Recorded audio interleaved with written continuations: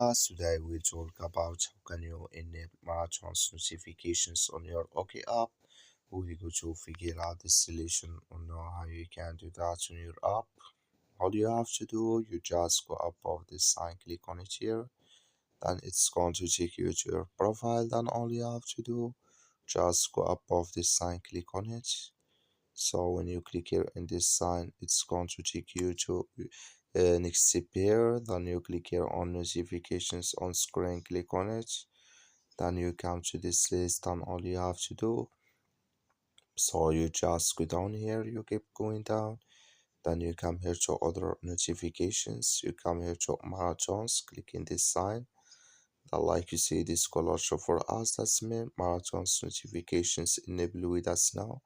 That's all you have to do. Thank you for watching. Don't forget to support us by like and subscribe.